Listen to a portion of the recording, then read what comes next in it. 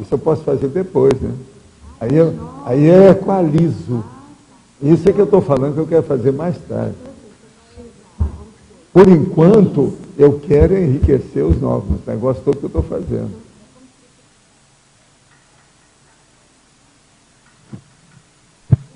Mas não é bem, né? O processo não é isso, não. Eu estou usando tudo que tem, o máximo, passando o pente fino. Meu boa tarde aí para todos e todas. Hoje é dia 26 de julho de 2010, segunda-feira. O verbete é 1641.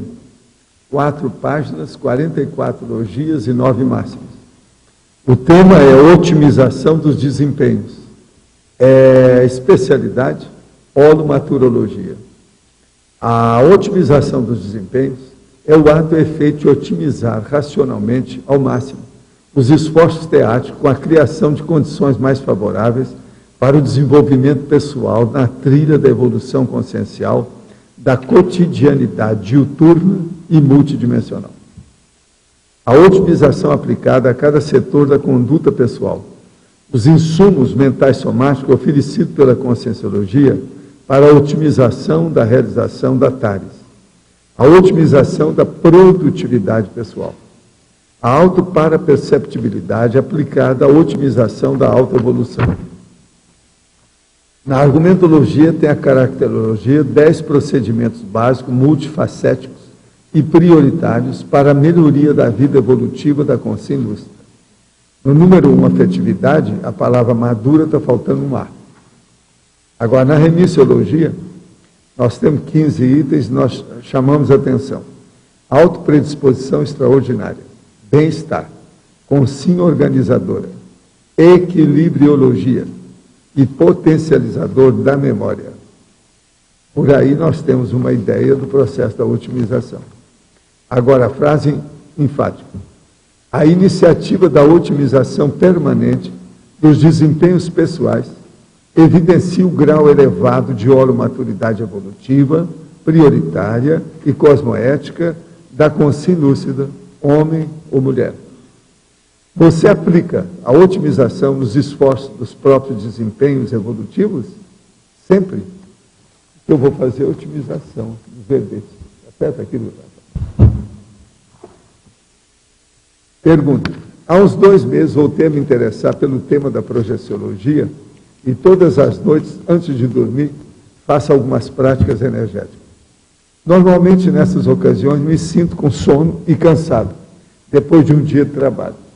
O que ocorre é que, invariavelmente, depois de aproximadamente 2 horas, acordo sem qualquer sono, me sentindo muito energizado, principalmente nas pernas, e sentindo ansiedade e até alguma angústia, uma sensação estranha na região do chakra cardíaco. Só volto a ter sono quando já está na hora de levantar. O que pode estar ocorrendo? Aí é um processo, talvez, de interferência extrafísica nos seus processos. É bom você trabalhar mais com o estado vibracional, aí se preparar melhor. Limpa seu ambiente, limpa o quarto de dormir. Estabeleça lá uma blindagem na sua base intrafísica. O problema aí parece que tem alguma coisa. Atualmente estou na casa dos meus pais, não me sinto à vontade de realizar a TENEPS. Há vários fatores impactantes ocorrendo, mas sinto que devo começar. Dê dicas, por favor. No meu caso, qual o tema de pesquisa que devo aprofundar? Dê sugestão. Olha, o problema todo é o seguinte: espere mais até a sua vida sentar para começar a TENEPS. Enquanto estiver assim, hesitando, na dúvida, melhor se abster por enquanto. Espera mais um pouco. Agora, para você estudar, até lá, seria bom você já começar a estudar mais com profundidade a própria TENEPS. Você estudando vai te ajudar para você desenvolver, evoluir mais depressa. Os exercícios físicos são essenciais para a melhora do desempenho cognitivo e mnemônico da consciência ativa, conforme vemos no sinergismo, exercício físico, exercícios intelectuais. Além da esteira ergométrica utilizada diariamente, você recomenda outra modalidade de atividade física também? A musculação ou o spinning devem ser feitos para a prevenção da hipotrofia muscular que ocorre com o passar dos anos? Olha, musculação tem que ir com calma, vai com calma com isso. Uma coisa boa, talvez, é natação. Mas natação é preciso de ver também, não deve ser uma piscina poluída, senão vai fazer mal para você. Agora, sempre ajuda. Como você é homem, não tem problema de você ficar com os ombros e os músculos maiores por causa da natação, mas vale a pena. Agora, para a nossa amiga aqui, a minha colega de medicina, anestesista lá do Rio de Janeiro, eu quero dizer para você o seguinte: você está caminhando com o processo da energia e os amparadores estão ajudando você. De modo que seria bom você começar a estudar, ainda mais aprofundar o processo e ver o que nós falamos aqui de mega euforização. Você vai caminhar muito mais depressa do que a gente pensa, ou do que você já imaginou. Isso é porque você está com assistência. Pelo que eu vejo, devido ao seu trabalho, você está tendo assistência. Essa senhora é colega da gente, é do Corpo de Bombeiros do Rio. Agora eu sinto as coisas aí. Hoje nós estávamos conversando com um amigo nosso que está aí em Brasília, o Justo apareceu, o JK. O Espartano trouxe ele. O Espartano que trouxe ele e a família também. É o Gilberto Amaral que está aí. Tá? Eles sentiram as energias na hora lá dele e tal. Agora, ele deve estar trabalhando aí conosco, porque o Brasil está de morte, né? Na situação toda, precisa dar um jeito, né? Melhorar esse povo. O Gilberto é de Brasília.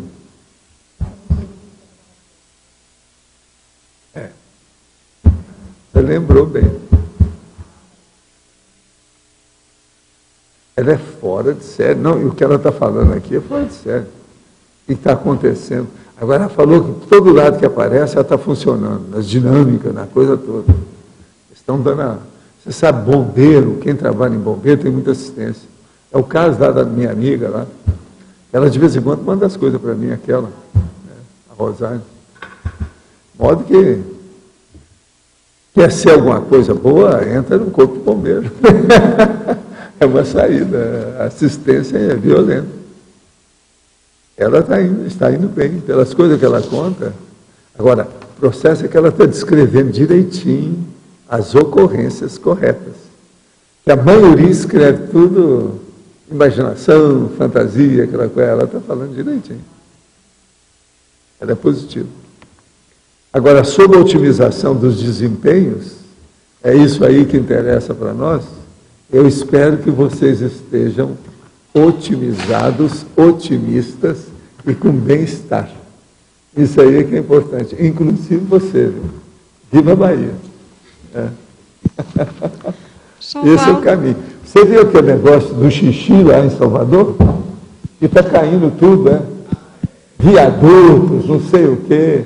Quer dizer, está precisando de fazer uma campanha né, de banheiro. O povo está esquecendo que tem banheiro, mictório.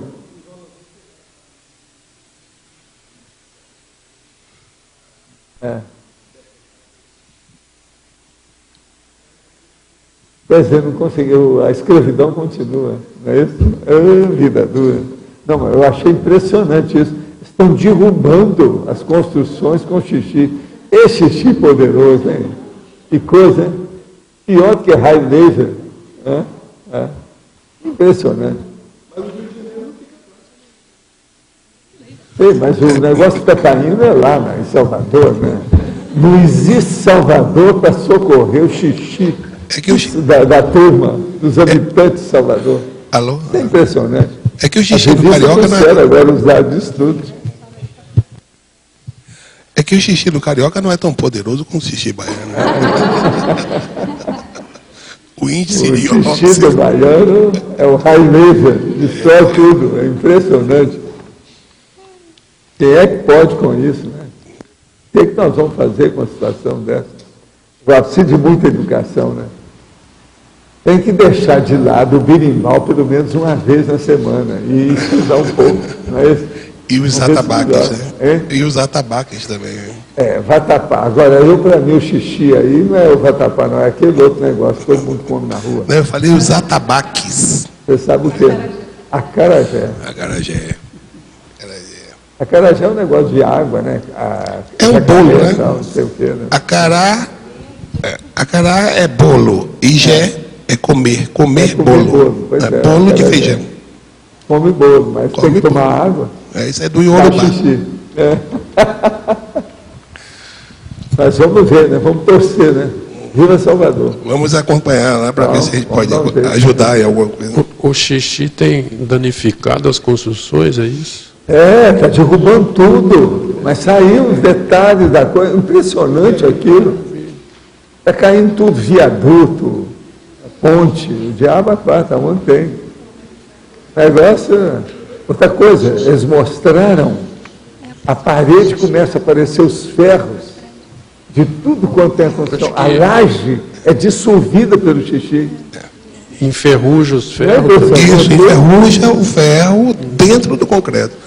Abre fendas e vai até o ferro. Eu sabia que era tão potente assim. Não, o xixi é uma arma, né? Um negócio terrível. É o raio laser que eu estou falando, derruba tudo. Você tem cuidado. Agora, o tiro baiano é mais sério. Até porque o xixi sai em alta temperatura, né? Alguma coisa tem. Agora, o que é uma educação, né? Está precisando de escola. O senhor podia expandir o primeiro trinômio? Primeiro trinômio. Eu não entendi a compensação. O trinômio, seleção, otimização, compensação. O caso aí é o seguinte, seleção é a hora que você prioriza aquilo que é o mais importante. Aí você está otimizando o processo. E isso aí compensa o trabalho que você vai fazer. Aquilo equilibra. Alguma coisa. A compensação aqui tem um sentido de equilíbrio. Entende? Uma pessoa ela tem que ter bom humor. É o equilíbrio. É o equilíbrio dela, a otimização, o otimismo. Está entendido. Ok? Aqui eu falo muito de bem-estar e otimização e otimismo. E tudo corresponde a mais ou menos o que a gente entende. Agora, a coisa mais séria são os esforços teáticos e as condições mais favoráveis para a pessoa caminhar no caminho evolutivo correto. Isso é que interessa.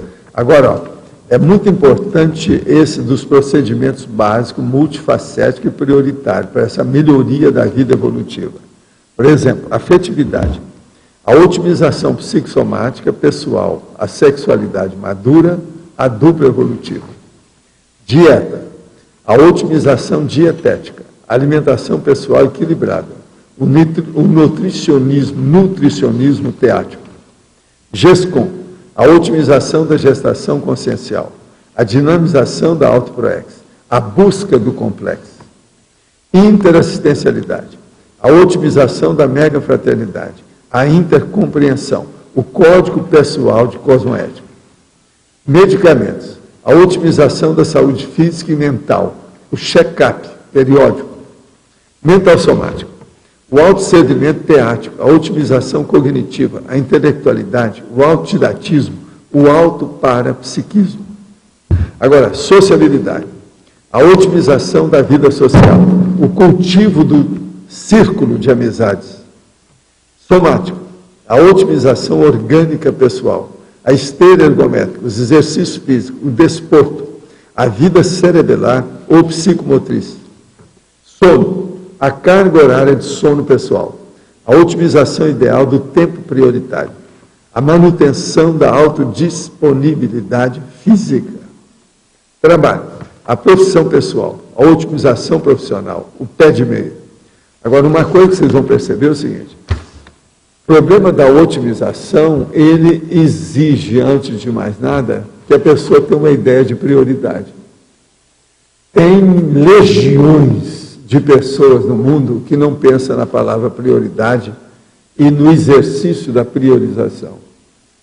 Tem gente que você fala em prioridade, a pessoa pergunta, o que é isso? A gente tem que estar explicando. Prioridade é aquilo que é mais importante, você coloca na frente do outro que não é mais tão importante. Então você prioriza, você põe na frente, em primeiro lugar. Isso aí é muito sério. É muita gente que não prioriza nada. Vai levando a vida, vai empurrando com a barriga. Isso é preguiça mental. Mas o que tem? Então, aqui na caracterologia, O que eu estou vendo aqui, parece que o principal aqui seria o GESCOM, né? Que a GESCOM que seria assim, o que coroa, né, o trabalho, culmina no serviço, o esforço da pessoa. É a GESCOM. Né? Agora, por exemplo, a pessoa chega aqui, é um monte de gente sem prioridade. Então, o que eu falo todo dia, quando eu estou conversando com a turma lá embaixo, é a priorização. É assim, 9 entre 10 pessoas que me procuram não têm priorização. Isso aí eu acho terrível. Por isso que eu vim falando em prioridade aqui em tudo. Eu coloco priorização em tudo que a gente faz. E o que vem por trás da priorização de importante? A priorização, o que falta mesmo é, vamos dizer, cognição. Né? Tem muita ignorância. Né? A turma não pensa o que é prioridade. Como isso é importante na vida. Agora, por quê? Porque a pessoa vem e começa a viver. Ela não tem programa, ela não tem planejamento, não há disciplina, não há organização, ela não se preocupa com isso. Ela está vivendo. A vida ela acha, já é difícil para ela. Então, fica por isso mesmo. Aí não há prioridade. Então, a otimização, ela leva a prioridade inevitavelmente. Como é que você vai otimizar a sua vida se você vai fazer um planejamento que não é prioritário? Você está perdendo tempo com tudo que você está fazendo. O negócio é a gente caminhar para o objetivo mais importante para a gente. Dentro do momento evolutivo, o que me interessa é essa meta. Então, acabou. É essa meta que eu tenho que atingir. Isso é a prioridade. A auto-organização, é lógico que é importante no processo, junto com a vontade, sei lá, mas... Sempre é importante. Agora, com o passar do tempo, quando a pessoa começa a priorizar, ela fica sabendo de tudo. Por exemplo, se você for sair agora lá fora, está 4 graus abaixo. Lá está com 15 graus, aqui dentro está com 19. Tudo a gente vai acompanhando. Os aparelhos, a tecnologia existe para ajudar essas coisas. Eles existem para isso. Eu, por exemplo, às vezes vejo muito isso nesse período agora. Eu tenho em vários lugares, a gente tem essas máquinas. Você vê. Você vai sair, às vezes a diferença dos graus é de 10 graus, 12 graus, de dentro da sua casa para você sair na rua. Tudo aí tem que ver. Então, se podia aprofundar o detalhismo dentro desse processo do... Pois é, agora o detalhismo. Você olha bem aí o que a gente está falando aqui. Ó. Todos têm exatamente aqui no caso 22 sessões do detalhismo falando no assunto. Tem uns que vale a pena pensar. Por exemplo, interação. A interação, otimização dos meios, qualificação dos fins. Olha só. O que é o processo de pensar nisso? Otimização séria. Meios e fins. Agora, tudo isso faz parte do processo. A interação, acertos lúcidos, otimização autoevolutiva. Quer dizer, a pessoa começa a acertar mais, ela otimiza tudo que ela faz. A vida dela começa a funcionar melhor, a realizar mais, ela fica mais frutífera, prolífica. Ela tem mais frutos, mais produtiva, melhor. Então, vale a pena pensar nisso. A base lúcida, então, seria, que você já tinha falado, que é o fundamental. Né? Por exemplo, uma otimização que eu quero chamar a atenção para vocês, e para muita gente, às vezes, é sutil isso.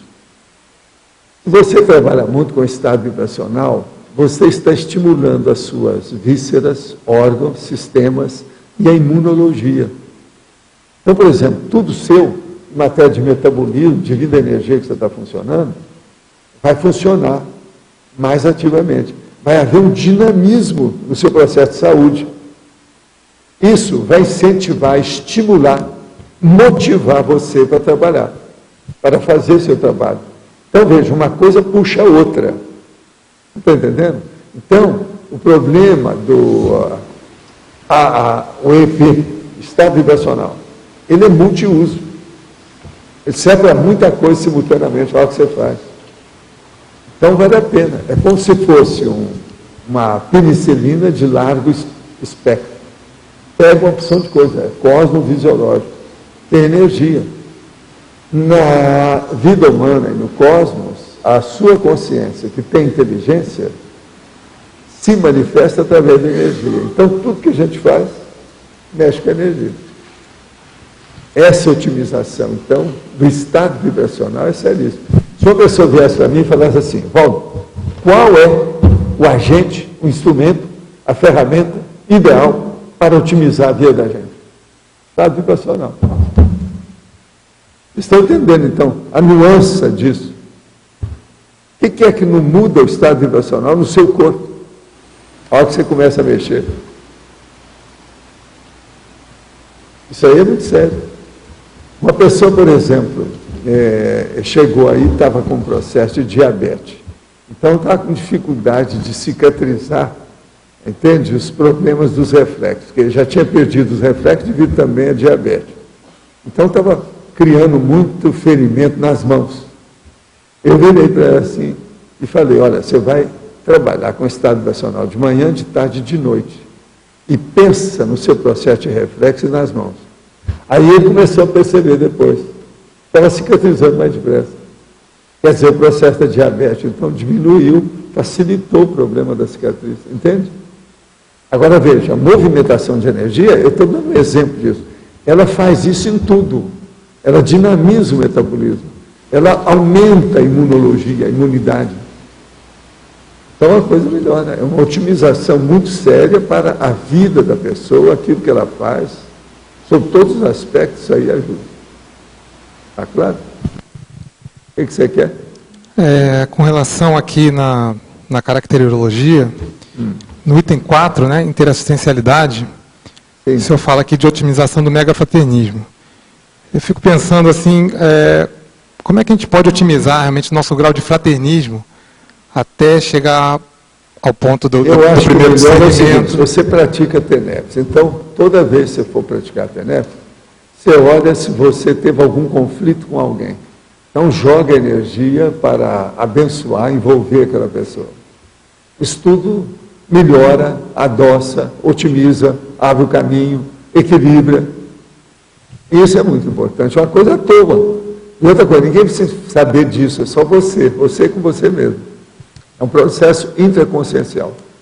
O que eu fico pensando e analisando assim é a quantidade de tempo que a gente fica pensando mais na gente do que pensa nos outros. Eu queria, diminuir. Mas agora o problema é que a gente pode pensar bem na gente, desde que seja em favor dos outros. O problema todo é esse, é julgar uma coisa com outra. Porque não dá para você ajudar aos outros sem pensar neles. Né? E outra coisa, para você aperfeiçoar a ajuda, você tem que pensar em você. Então, o problema é saber a finalidade.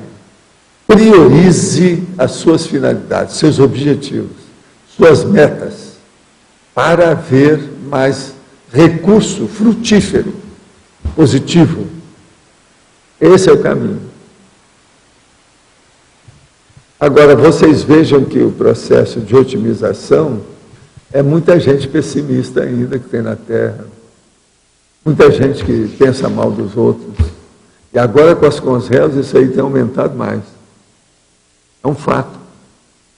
Nós precisamos de gente otimista, de gente motivada, de gente que tenha tutano para desenvolver as coisas, ter iniciativa.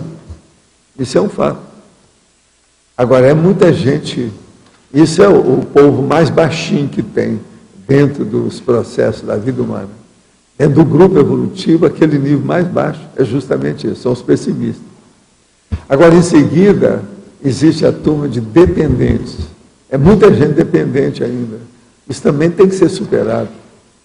Esses dependentes, eles se entregam para não fazer esforço por si. Deixa que outros façam por eles. E ficam na dependência. Eles se arrimam nas outras pessoas.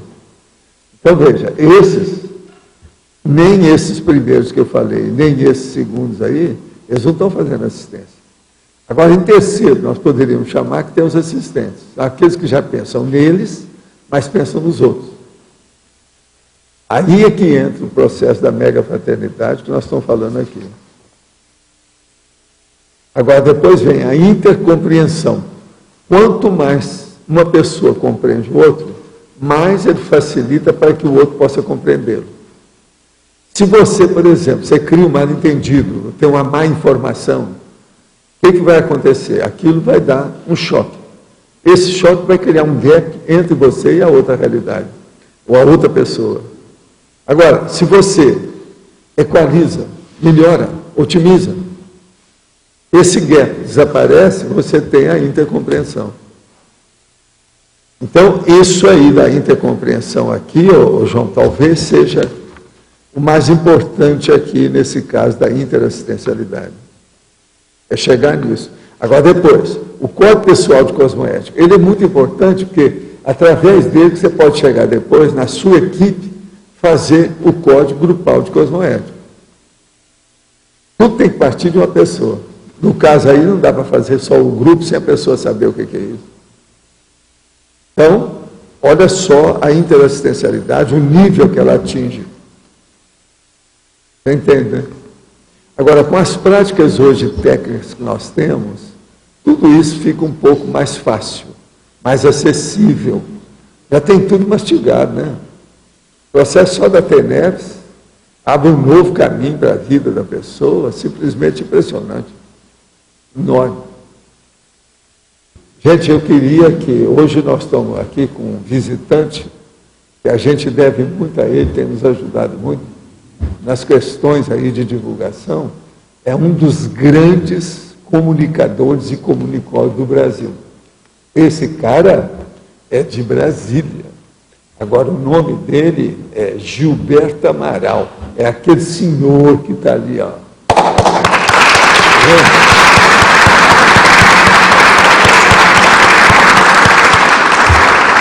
Agora, ele tem programa, faz uma opção de coisa, conhece todo mundo. Esse aí conhece, tem o Brasil na mão, conhece tudo. Esse cara aí, fora de série. Agora ele veio com a senhora dele e com a filha dele. Elas estão percorrendo aí para ver como é que está a fossa, se está tudo no lugar direitinho, não é isso? Ah, estão fazendo compra. Não, mas isso faz parte do elemento feminino. Isso é um ornamento natural, né, da feminilidade. A compra. Agora eu vi que o Alexandre chegou, quer dizer que você já se inteirou aí do homem, né? Outra coisa, o Alexandre veio com a camisa esquerdista igual a do Gilberto. Estão fazendo aí uma frente ampla, você está entendendo? Com a camisa, você está por fora, viu? Eles é que estão certos, camisa vermelha. É isso aí. Mas agora, quem é que está aí com o microfone? Tem alguém aí que está com a situação? Dentro dos nossos processos? Como é que nós estamos? Fala aí. O senhor estava falando sobre os mal-entendidos na questão da interassistencialidade, né? Às vezes isso é inevitável. Mesmo que não seja a sua intenção, a outra pessoa entende como que é. Como que a gente pode superar esse travão dos mal-entendidos, então? O que eu vejo é o seguinte, é procurar recuperar ou reajustar o mal-entendido, a má informação, o mais depressa possível. Se for possível, dentro do contexto. Porque quando muda o contexto, é mais difícil a recuperação, porque já embolou o meio de campo, você está entendendo? Aquilo já piora a situação. Agora, o problema muito sério nisso aí, eu sempre recomendo para as pessoas, é aquela condição da mudança instantânea do bloco. Uma boa parte das pessoas, eu penso, que talvez mais de 51% da humanidade, tem dificuldade de sair do bloco. Quer dizer, mudar instantaneamente uma coisa que a pessoa está fazendo, ou pensando, ou se ajustar dali, e mudar para outra de início instantaneamente. Então, se a pessoa equilibra, desenvolve um pouco mais essa mudança para agilizar um pouco mais, que é o processo do taxiclismo e outras coisas mais, ela melhora. Então, a boa parte, agilizar o processo, você está entendendo? A operacionalidade das manifestações estará melhor, porque pega na hora. O problema nosso, um dia desse eu falei aqui, é a gente É desarrumar arrumando. Você vai indo, desarrumando e arrumando. Então, tudo que você usa. Por exemplo, você pegou a toalha, usou, não joga ela em qualquer lugar. Põe ela no lugar onde é que você usou. Você entende? A toalha é uma das coisas muito comuns que tem. Uma pessoa desorganizada, ela pega a toalha e fala, nem viu onde é que foi.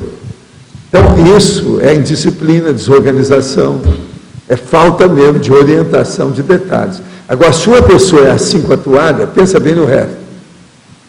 Se a pessoa, uma mulher desse jeito, a bolsa dela, eu não quero estar na frente dessa mulher na hora que ela for procurar alguma coisa, vai faltar alguma coisa, ela não acha nunca. De vez em quando as pessoas joga tudo em cima de algum lugar para ver, não, vamos ver se está aqui. Olha, ainda tem muita gente aqui na CCI desse jeito, tá? Em certas condições, por exemplo, quando o ambiente está muito perturbado, muito assediado, eu noto que há uma predisposição maior a ocorrer mal-entendidos, mesmo quando você não tem, né, a intenção. É que aí é porque tem muito bonaria. Isso, tem muita assediador local. Tem muita intervenção extra. Aí, nesses casos, às vezes, eu observo também que é pior você tentar remendar do que pensar positivo, sair do ambiente, deixar para lá. Não, aí você tem que olhar o nível que foi, o ambiente permite. Se o negócio é uma mazorca, se é um caos, se criou anarquia, é hora do pisoteamento, é um perigo, tem que parar, né? Agora, o problema é que não deve deixar chegar nesse nível. A gente tem que entrar e fazer a intervenção antes do caos. Esse aqui é o processo. E no caótico não dá para fazer, na desordem absoluta, a anomia, não dá para fazer nada. Vocês viram agora que foi da Alemanha, né, que mataram um monte de gente pisoteada. Agora, tudo é a mesma história. Eu já escrevi muito sobre isso. Lá no Rio de Janeiro, aquelas festas que eles faziam, arranjar tudo é por falta de ver os ambientes. Então, um ambiente que cabe 400 pessoas, eles deixam entrar 4.000. Aí pode esperar que vai ter acidente. Agora, o Brasil teve muito disso. No Rio, eu cheguei a escrever sobre isso. Tem isso até nos meus livros, já falei sobre isso. Então, é o problema da falta de cálculo dos processos de comportamento e a lotação dos ambientes. O da Alemanha foi clássico. O negócio lá tinha gente a dar pelo ladrão. Acabou pisoteando. Agora, é uma vergonha isso tudo, né?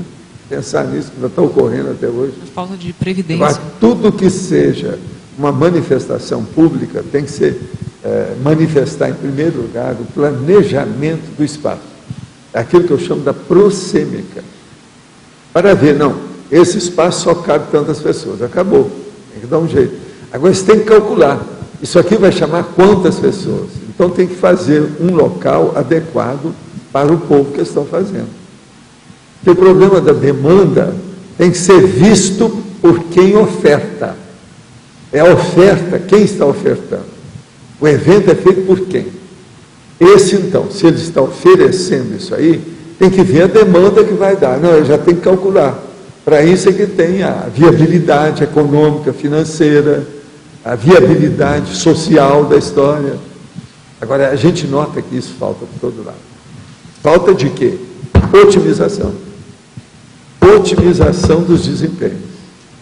Agora, vejam, uns casos desses, quem planejou isso, devia ir para a cadeia. É muita morte. Como é que fica isso?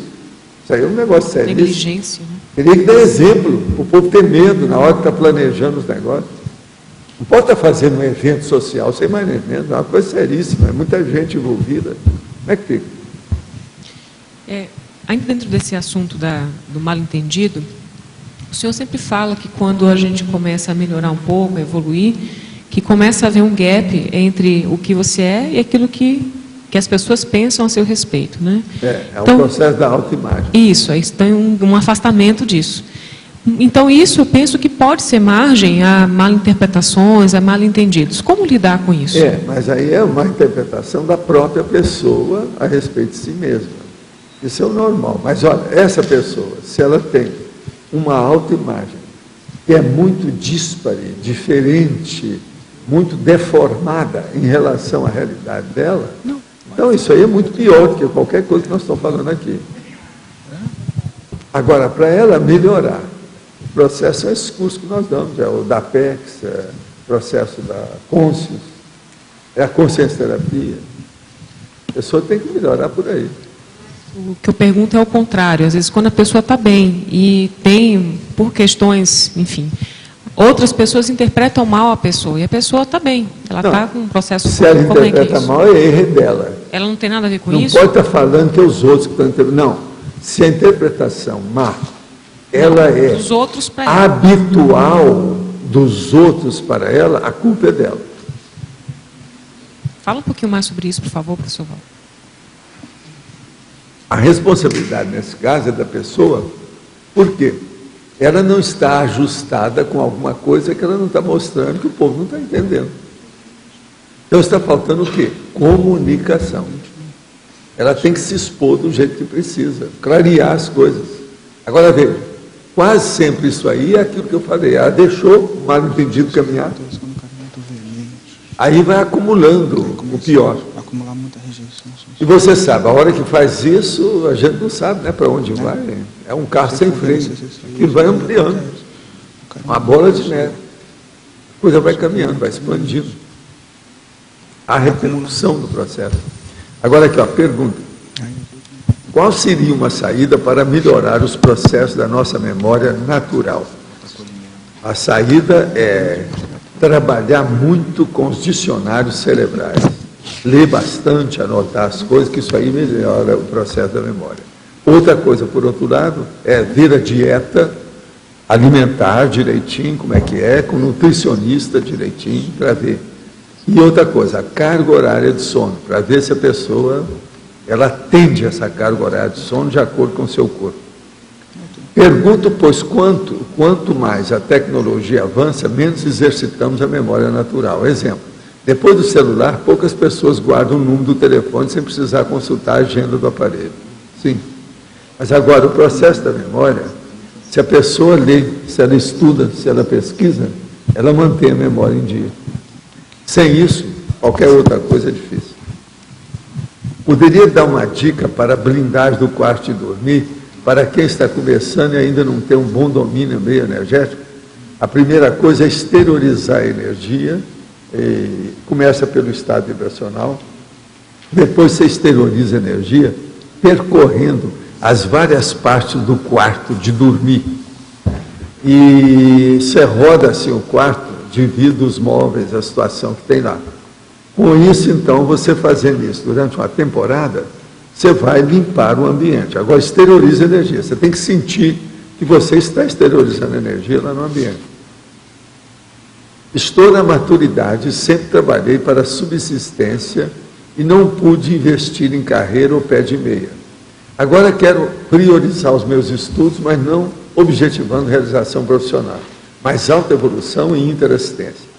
Existe maneira cosmoética de investir no autoaperfeiçoamento sem necessidade de fazer uma faculdade específica que demanda tempo e dinheiro, que eu não tenho para isso? O que devo fazer? Não, o que eu vejo é o seguinte, procure então, nesse caso, ajudar as pessoas gastando menos. Um dos processos que tem é escrever um livro. Pode escrever uma obra sobre o assunto. Escreva um livro sobre esse problema. Começa por aí, que você vai ajudar muita gente. Só esse problema já... Ela pode fazer um livro prático, objetivo, que pode ajudar muita gente. Tudo isso é assistência da tarde, alto nível. O senhor poderia falar sobre e indicar exercício para fortalecer as formas de pensamento e os símbolos? A primeira coisa é o seguinte, símbolo é uma droga. A maioria fica envolvido e desvia os processos devido à simbologia. E nós já temos signo demais, criptografia demais, muita coisa nesse sentido. O ideal, nesse caso, para melhorar os processos, não é bem das formas de pensamento, mas da autopensenização da pessoa, é ela se organizar do ponto de vista de pensamento. Por exemplo, a hora que você vai falar as coisas com racionalidade, ir direto àquilo que interessa, ao foco. Então, com isso, você vai ter uma linha mestra de pensar racional. Se você começar a pensar com maior racionalidade, tudo na sua vida vai melhorar junto. Então, isso é mais importante que estar pensando em símbolo. Símbolo é dentro daqueles processos da pictografia e outras coisas mais. Tudo na vida tem muito símbolo demais. E o caminho nosso da evolução é acabar com os símbolos para chegar no consciência. De modo que uma pessoa que for começar a pensar muito em símbolo, ela fica presa, escravizada nos processos místicos, problema de iniciação, isso e aquilo. A gente já tem muito símbolo. Vamos conservar esse que a gente já usa, mas sem estar ampliando muito mais coisa, porque senão isso piora mais em vez de ajudar. Por isso que eu falo, o ideal é trabalhar para melhorar a retilinearidade do ato de pensanizar, de pensar. Então, vê lógica nisso? Eu acho melhor aí para a pessoa. É o nosso amigo aqui que está perguntando. Então, pensanização direta, linear. Valdo, você colocou 4 contextos aqui, da interassistencialidade, de certa forma crescendo, alguma coisa assim, no sentido dos pessimistas, os dependentes, não, você citou, né? Os pessimistas, os dependentes, os assistentes e aquelas pessoas já com caráter de compreensão. Agora, ô Marco, falar em assistência, já que você está falando, eu quero que você examine aquele cara que está com aquela camisa vermelha lá em cima. O nome dele é Gilberto. Sim, eu estava... Você já conversou aqui, com ele? Não, é que eu estava aqui quando você... Pois é, esse que eu estava falando, eu mesmo. É aquele cara lá, um grande cara do Brasil, um grande brasileiro está ali. Agora, o que se passa? Dá uma examinada nos pulmões dele. Tá bom. Tá certo? É esse aqui que é o doutor que eu falei para te examinar. Você ainda não tinha visto que o Marco está aí? Ah, foi? Não, eu gosto de fazer o meu negócio tudo em cima do lance. Não pode deixar para amanhã, não. Vamos ver esse negócio, não. Você dá uma olhadela nele aí para nós. Tá certo. Ele está aí até quarta-feira só. Ok. Modo que você vê o que você faz. Até depois da manhã. Mas como é que é o caso? Não, então tem esses 4 contextos. Eu já vi situações em que a pessoa começa com uma intenção de promover um processo de intercompreensão, ela quer apreender um pouco mais sobre o outro, só que ela acaba ficando pessimista diante dessa apreensão. Onde que é a falha, onde que é o erro, onde é que é o fator redutor, onde é que é o trafalho? É a hora que a pessoa ela começou a ter algum empecilho, um empeço, um obstáculo, um travão, e ela recua. Isso é pusilanimidade, isso aí é medorréia, isso é pusilanimidade. A pessoa tem que reagir, não pode deixar uma coisa dessa. Uma outra coisa, a humanidade é muita gente. Para entender isso também, não é de um dia para outro, tem que ir com calma. A reação do povo, as coisas todas, isso tem que ir com calma. Agora, não pode também a pessoa desistir fácil. No primeiro obstáculo, a pessoa recua, isso não dá, né? Isso é medorréia, é pusilanimidade. Não pode ser assim. Então, pelo que você está dizendo, não adianta só ter a acurácia do diagnóstico, da situação, do contexto. Tem que ter uma... Tem que falar com a pessoa sobre a vontade dela, a intenção que ela tem, o que ela tem. Para ela ser franca com o assunto. Tem que colocar a coisa nua e crua, e expor. Nesses casos aí, às vezes, a impactoterapia que funciona mais. Tem que mostrar a realidade toda. Mostrar ali, não deixar para amanhã. Acima do lance. Às vezes é o jeito. Se a gente expõe com bastante calma e coloca a personalidade dessa pessoa dentro do contexto, quase sempre ela vai entender isso. Por quê? Aquele contexto inteiro, ela não estava entendendo nada. Então, a hora que você expor, você vai ver como é que a pessoa se desarma. Ela vê que realmente é preciso uma reciclagem. Ela admite aquilo. Na hora de admitir, melhora tudo. O caminho é por aí. Esse é o primeiro passo. Você entendeu, né? Entendi, mas eu estava pensando em outra coisa adicional a isso. Então, não adianta só a pessoa tecer o diagnóstico ou o entendimento da situação. Ela tem que ter uma testosterona a mais para reverter a situação e ser não adianta também a pessoa entender o que você está falando. Isso fica só na teoria. Sim. O problema é estabelecer uma estratégia ou a tática dessa pessoa, colocar isso em funcionamento. Às vezes você tem que fazer o follow-up, tem que fazer o segmento, o acolhimento, mas o encaminhamento dessa pessoa também na vivência daquilo. Não adianta ficar só na parte prática. Isso é uma saída. Sim. Você está entendendo? É a Sim. teática do assunto. Tá. Quando a gente esclarece, tem que entrar na teática. Não pode ficar só na teoria.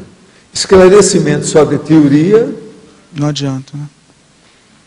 é uma coisa que fica um pouco, né? É o primeiro passo só. Isso fica no 1%. E os 99% que falta?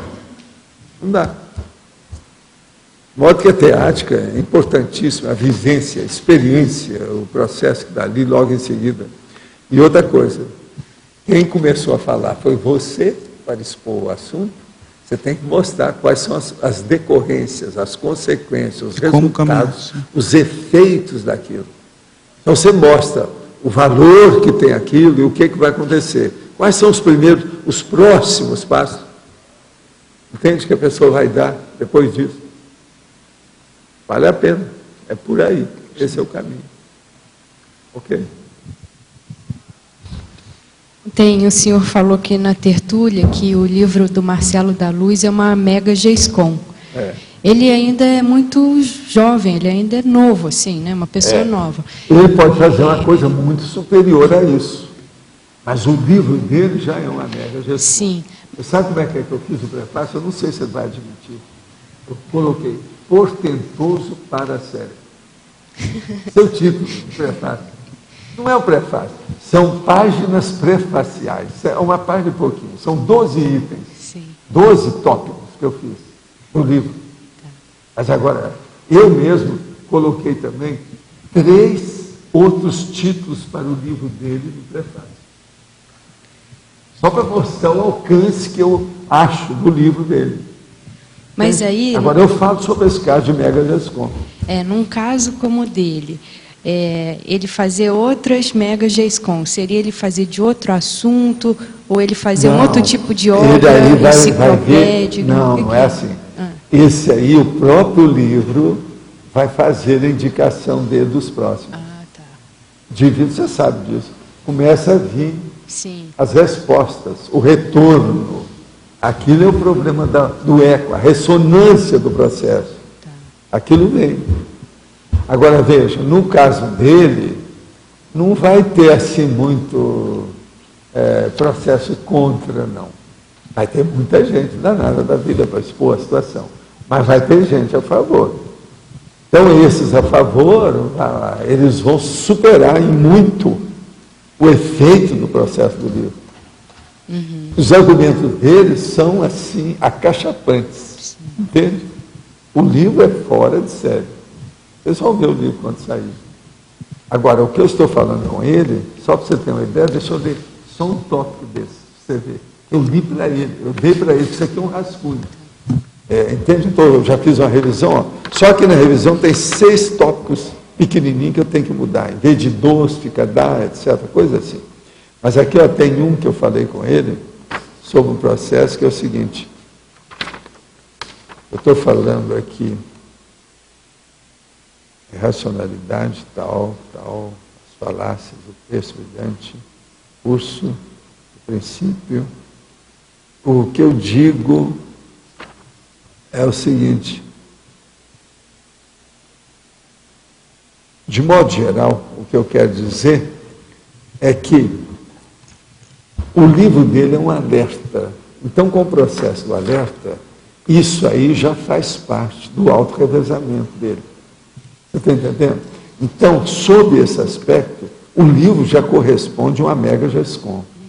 Eu disse aqui, ó, em 2003, o culto autor dessa obra, Depoimento, ainda o sacerdote católico, Frei Marcelo, em plena atividade religiosa, procurou-nos interessado em conhecer a Conscienciologia. Após algumas entrevistas, apresentamos os indícios factuais do curso intermissivo pré-ressomático e as possibilidades de desvios da autoproex em função das lavagens subcerebrais religiosas capaz de acometer as consciências melhores intencionadas e da maior boa vontade perante a evolução consciencial. Aí vem Mega GESCOM, é aí que eu estou falando. Passa o tempo e nesse momento, em 2010, temos aqui essa obra magnífica, a partir das pesquisas eruditas do autor, genuíno tratado da autorreligião, fruto da mega dissidência institucional e do rompimento ideológico autocrítico, constituindo, sem dúvida, ao mesmo tempo, vigorosa autorreciclagem existencial determinada, mega gestação consciencial exemplar, e o primeiro passo para o competente autorrevezamento multiexistencial. Entende? Isso aqui que é. Eu escrevo pouco, mas eu estou fazendo síntese. Tudo ali do processo. Agora veja, é a verdade que eu sinto do livro dele. Vocês vão ver o livro é impressionante. Muito bem feito, ele argumenta muito bem. O processo da cultura dele é simplesmente impressionante. Pela idade dele, ele tem uma cultura acima da idade, pelos cálculos que eu vejo. Agora, eu sempre achei isso nele, desde que eu discuti muito com ele. Você sabe que as minhas entrevistas com ele foi de arranca-rabo, né? Quando ele me procurou, em 2003, faz 7 anos. Um ano depois ele deixou a batina. Foi em 2004. Está entendendo? Agora, eu falo esse negócio também de deixar a batina. Em seguida. Está entendendo? Aqui eu falo o seguinte, quer ver? Deixa eu ver. Abjuração. O atual professor, agora já não é mais o Freire, o atual professor, Marcelo da Luz, agora ex-doutrinado e ex-doutrinador, ciente do fato de ninguém de batina poder pensar por si mesmo, vive plenamente liberto das 2 décadas de profissionalismo sacerdotal. Ele foi sacerdote durante 2 décadas, 20 anos. E das interprisões grupo-kármicas da religiosidade milenar holobiográfica. A partir da explicitação categórica da abjuração pública, pacífica, sem os fanatismos das superstições majoritárias dos dogmas religiosos. Agora, lá pela Santa aqui também, eu falo uma coisa que ele também fala no texto dele. E, por exemplo, não teve no caso dele, nenhuma intenção de represália. Ele está abençoando todo mundo. Ele está se sentindo livre, solto, leve, devido ao processo de ter saído de lá. Entendeu? Agora, o livro dele dispõe isso tudo. Um processo histórico, mostra com as palavras no lugar certo. Está muito bem feito o livro. Vocês vão gostar de ver. Agora, isso aqui é só o rascunho que eu mostrei para ele, que ainda vou ajustar aí umas coisinhas, né, de D-dado. Mas aí, para ele fazer outras Mega GESCONs, seria isso, assim, acrescentado? Acrescentado sempre. Ele já pensou, ele é novo. Nessa idade, ele já tem essa capacidade, com essa erudição, essa polimatia. Como é que vai ser esse cara daqui a 30 anos? Pensa bem. Entendi. Ele é brilhante, matéria de cabeça. Mas agora, aí, eu sempre achei, eu falei isso para ele desde que eu conheci. Uma semana depois de conversar com ele, eu falei, você é superdotado. Ele é acima da média. Então vamos supor que ele viva assim até 90, 100 anos. Pois é, todo mundo está vivendo agora na base de 100 anos. Pensa bem o que é que não tem pela frente com o Marcelo. Aí no final, ele tem que... A Mega GESCOM é uma ou ele pode ter uma coleção de Mega GESCONs? Essa aí é a Mega GESCOM dessa fase da vida dele. Dessa fase da vida. Dos 30, dos 40 anos. Tá. Agora eu quero ver aquela Mega GESCOM dos 80 anos. Entendi. A 4ª idade e tal. Aí é que Tá. Vamos ver o que vai sair até lá. Sim. Agora, sempre é o que pode. Uma pessoa, por exemplo, ela vai viver 50 anos, ela fez um livro só, é a Mega GESCOM dela. Sim. Agora, vamos supor que ela vive 100 anos, ela fez uma série de livros. Aí você tem que perguntar para ela, qual que é a obra-prima? Você não vai saber, tem que saber dele. Tá. O que é que você acha que seja a sua obra-prima? Então, mesmo a pessoa tendo feito uma Mega GESCOM, no início ela tem que depois dar um jeito. Outra coisa, viu, Kátia, muito séria. Por exemplo, no nosso caso, não dá para fazer igual na literatura. Você chega para o autor e pergunta, ele é um romancista. Então você pergunta para ele, qual é o romance que você gosta mais? Mas ele fez tudo mais ou menos igual. Sei. Por isso que a pessoa está perguntando, que ela não vê um que seja diferente do outro. Sim. Agora veja, aqui ninguém vai fazer romance. Tá. A situação vai ser diferente. Entendi. Devido ao processo da obra técnica, sempre vai superar, vai transcender, vai extravasar, vai extrapolar. Você está entendendo? É que eu já ouvi você falar assim, que um inversor pode fazer o primeiro livro ser uma mega GESCOM e depois não fazer mais. O Pode. primeiro ter sido e depois não. Pois é, mas tem gente que é o autor de uma obra só, né? Tem muita gente tá, assim. só se for de- Até romancista tem isso. Geralmente são pessoas que receberam algum impacto, um choque, Tá. alguma coisa pela frente, um trompaço, Sim. bateu nela, Tá. alguma coisa. Ou ela medrou, ou teve uma decepção muito grande, Tá. ou teve um choque, alguma Sim. coisa nesse sentido. Quase sempre é. Senão a pessoa ia continuar. Ela ficou desiludida. Uhum. Entende? Não desanimou com o processo. Tá. E isso é tolice, né? Falta de maturidade. Agora, o que eu vejo é o seguinte: com o livro publicado, a pessoa aumenta a maturidade. Isso é inevitável. Sim. Aumentando a maturidade, ele mesmo vai querer fazer uma coisa melhor do que aquilo que ele já fez. Sim. Não, eu sou capaz de fazer uma coisa melhor do que isso. Isso aí é só o início do princípio do começo. Entende?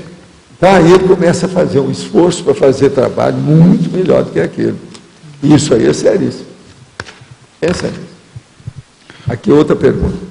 Meu filho disponibilizou um quarto no apartamento onde mora para hospedar a quem precisar durante o congresso de autopesquisologia que acontecerá em novembro no Rio de Janeiro. Porém, é justamente nesse quarto que ele faz as práticas budistas, religião que ele segue. O senhor vê algum inconveniente para a pessoa que lá se hospedar? Lembrando que o altar para as oferendas fica dentro de um armário desse cômodo, assim como as bandeirinhas de oração. Não, a única coisa que eu acho é o seguinte: quando a pessoa, ele vai convidar alguém para ir lá, para ficar lá essa temporada, ele deve falar claramente o que se passa, para que a pessoa faça as pazes com os monges e se saia bem com essa bagunça toda lá do armário, né? O congá, esse é o congá budista que ele tem, né? O altar budista, a sacristia budista dele. Isso aí é um perigo, tem que saber. Se a pessoa é sincera e vai falar tudo que tem lá, acabou, né? Vai melhorar. Agora, ó, é preciso de ter cuidado, e seria bom eu falar aqui com a minha amiga aqui, ó, que é a mãe dele, o seguinte: cuidado, hein? Conforme a pessoa, você colocar um cara bom lá de energia, ele vai mudar o destino do seu filho. Você está querendo que ele permaneça no budismo, abra o olho com isso, porque senão, só de ficar lá, mexer nas energias, pode criar uma série de fatores reciclantes sérios no assunto. Isso tudo tem que levar em consideração. É bom a gente clarear, né? A minha amiga aí, você sabe quem é ela? É a Clarice. Estou ajudando no pesquisar do IPC em São Paulo. Alguns livros emprestados estão com prazo de devolução atrasado. Seria uma boa ideia apenas emprestarmos livros que não estejam à venda no Instituto, ou deveriam suspender os empréstimos e apenas permitir a pesquisa no IPC? Qual a opinião quanto a isso? Olha, eu sou favorável a pessoa deixar livro na rodoviária para o povo pegar. Quer dizer, eu sou favorável a dar os livros. De modo que, se você puder facilitar isso, até ajuda. Agora, se os livros são raros, qualquer coisa, coloca no bibliotafo e não empreste. Esse que é o equilíbrio mais sério. Se ele é raro, muito sério, não tem outro, não deve estar saindo do bibliotafo, não. Por isso que chama bibliotáfio. É o lugar das obras raras. Isso aí não deve sair de dentro da biblioteca. Agora, o resto deve dar o livro. Arranja aí. Se é livro que tem muitos, vamos dar para os outros. Esse aqui é o caminho, é doação. Poderia me dizer o que acontece na ficha evolutiva do homem pai que não assume o filho? Ele fica com um rombo, né, danado de grande na ficha. A ficha fica corroída, né, de traça. É isso? O cara que não assume uma coisa dessa. Primeira coisa, hoje, A pessoa tem que assumir, porque com DNA mostra a realidade da pessoa, ninguém vai tapear mais. Não dá para fazer o ligucinho do casamento, aquelas coisas todas que tinha antigamente. O processo agora é preto no branco. A mulher não dá para tapear mais o homem. Ou é ou não é, né? Não adianta. Toma que o filho é teu, vai com calma. O negócio tem que pensar. Poderia falar no item 13 da taxologia, potencializador da memória, dando alguns exemplos de potencializadores. Potencializador da memória. Por exemplo, os dicionários cerebrais da pessoa. Se ela gosta de determinado tema ou uma linha de conhecimento, ela aumenta o dicionário cerebral que ela tem, seja qual for. Pode ser o de sinônimos, o de antônimos, entende? Pode ser esse bem simples. Isso tudo aumenta e potencializa a memória dela. Outra coisa, ela se interessar por aquilo que ela faz. Então, a pessoa que gosta da profissão, da ocupação que ela tem, isso aumenta a memória dela a respeito de todos os dados que envolvem o processo da execução e vivência da profissão. Isso tudo, aí no caso, é potencializador da memória. Uma outra coisa é a pessoa melhorar a concentração mental. A concentração mental é a faculdade mental mais séria que uma pessoa precisa. A vontade é o grande poder que a pessoa tem, mas a concentração é a capacidade que a pessoa tem de fazer o resto. Associação de ideias, elaboração de pensamento, juízo crítico, emprego da memória, comparação, tudo isso é preciso da memória, do processo, mas dentro da concentração. Então, a concentração mental ajuda a atenção dividida, de modo que isso tudo é potencializador da memória. Estou ouvindo a tertúlia online enquanto cumpro algumas tarefas em casa. Gostaria de dizer que sinto muito honrado com o prefácio com o qual o senhor me presenteou. Foi sincronicidade com o tema mega euforização de ontem, pois foi assim que me senti. Quer dizer, sentiu, é o Marcelo da Luz. Ô Marcelo, eu quero te dizer o seguinte, eu depois vou te dar o verbete, que eu já fiz as revisões dele, e eu vou, na hora, conversar com você. Revisões é só pontos de alguma coisa lá. Onde está o 12, eu vou pôr dia, etc. Aproveita e fala o tamanho do livro. Que ele... O tamanho do livro, desde já é bom você saber, que deve ser do tamanho do... Esse livro acho que tem aqui. Mostra aí o livro. Não, é o outro, esse outro, isso. Vai ser isso aí. Manual dos Mega Pensando de Vocabulários. Nós temos que falar com editados que o tamanho é esse. E acabou, tem que ser. Agora, vamos começar agora, preciso de alguém ajudar você a fazer o índice remissivo. Vai dar trabalho o índice remissivo, porque o livro é grande.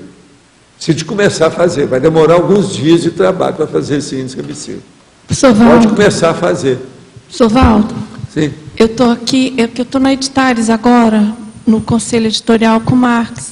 Quem é que vai fazer o índice para ele? Pois é, a gente vai marcar com ele, já está agendando e vamos decidir para ver para fazer a revisão. E outra coisa também, o Antônio conhece como muita pouca gente aqui conhece fazer o que é um índice remissivo. Talvez seja ele então a pessoa, então, para fazer o índice. Deixa ele dar umas indicações.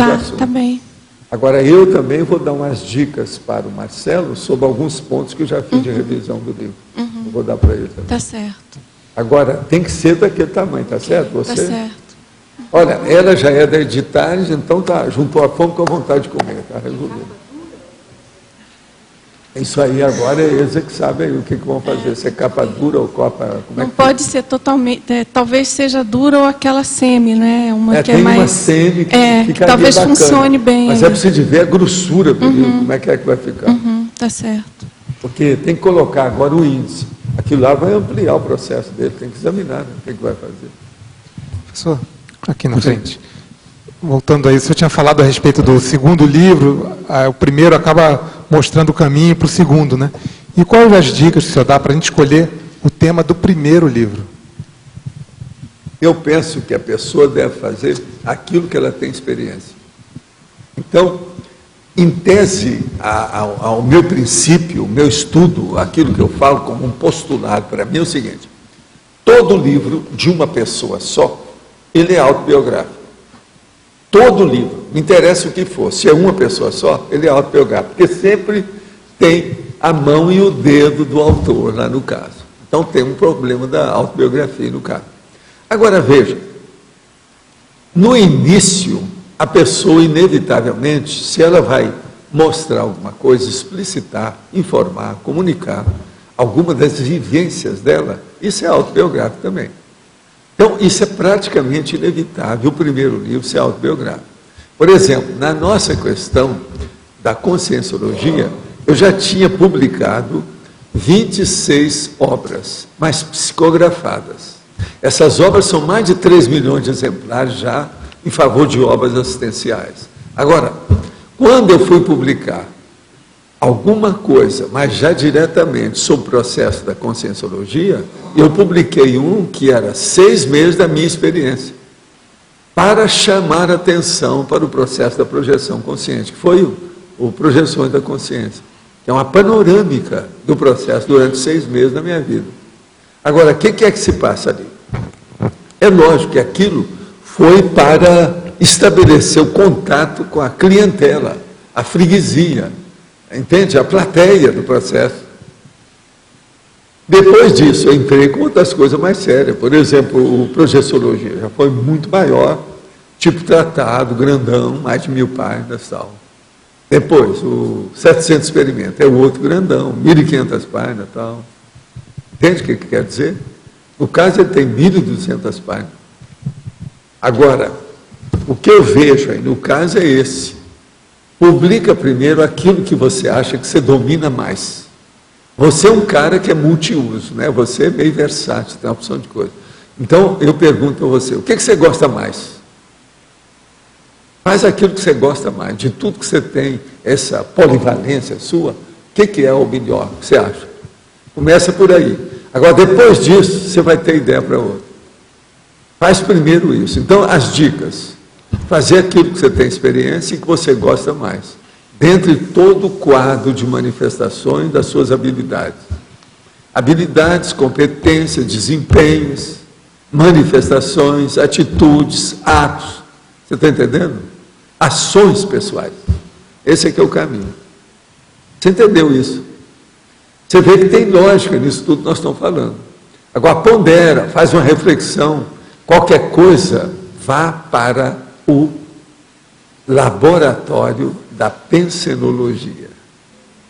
Várias pessoas aqui já decidiram o livro lá no laboratório da pensenologia.